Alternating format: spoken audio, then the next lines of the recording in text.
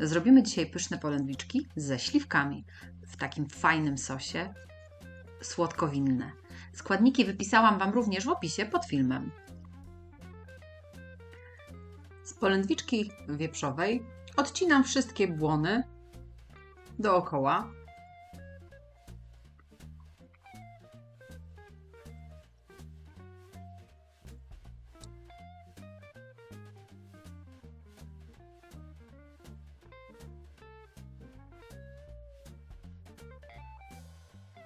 Następnie kroję ją w plastry około 1 cm.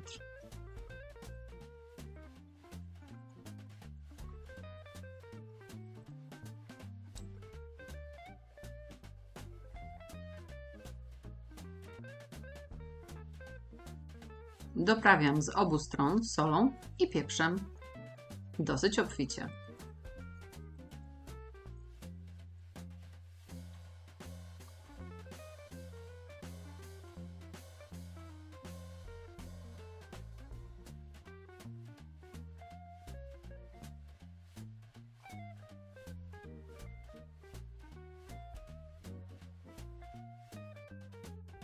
Na patelnię daję odrobinę oleju i łyżkę masła.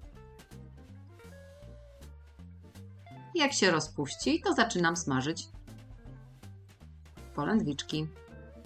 Układam jedną obok drugiego, tak żeby mi się wszystkie zmieściły na patelni.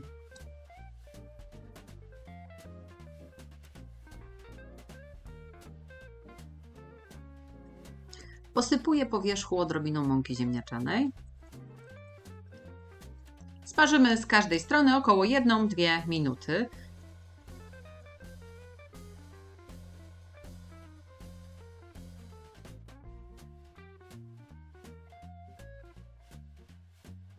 W międzyczasie też przygotuję sobie śliwki, około 400 g.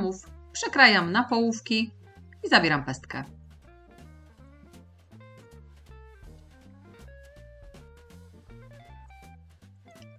Podsmażone kawałki mięsa zdejmuję na bok.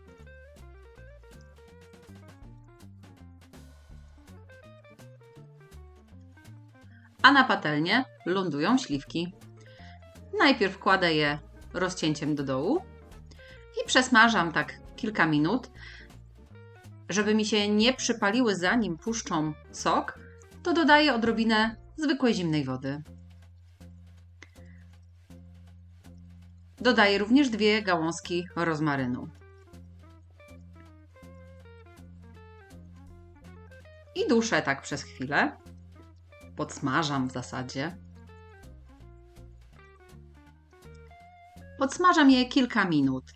Żeby mi się nie przypiekały, nie przysmażały za mocno, to od czasu do czasu dodaję 2-3 łyżki wody, zwykłej zimnej. W sumie dałam około pół szklanki przez cały czas smażenia się śliwek. Śliwki się smażą, a ja przygotuję sobie jeszcze sos. Około 1 łyżkę octu balsamicznego lub soku z cytryny. 2-3 łyżki sosu sojowego. Możecie dodać również ciemny. To już jak wolicie. 1 łyżkę miodu. I płatki chili. Około pół łyżeczki. To już do smaku. Jak macie bardzo ostre, to dajcie mniej. I małą łyżeczkę mąki ziemniaczanej. Mieszam wszystko dokładnie.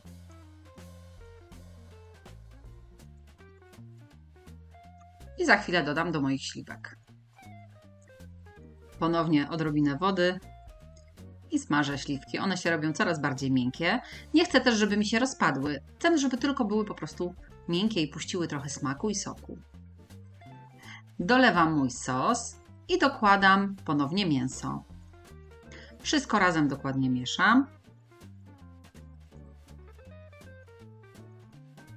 Na razie jeszcze nie doprawiam. Dodam jeszcze troszkę wody. Mówię, w sumie do całego przepisu użyłam około pół szklanki, tak dodając po troszkę. Przykrywam i na bardzo małym ogniu duszę około 10 minut, nie dłużej, żeby wszystko się połączyło i przeszło swoimi smakami. I już jest gotowe. Teraz wystarczy jeszcze, żeby spróbować i ewentualnie dodać odrobinę soli lub odrobinę miodu.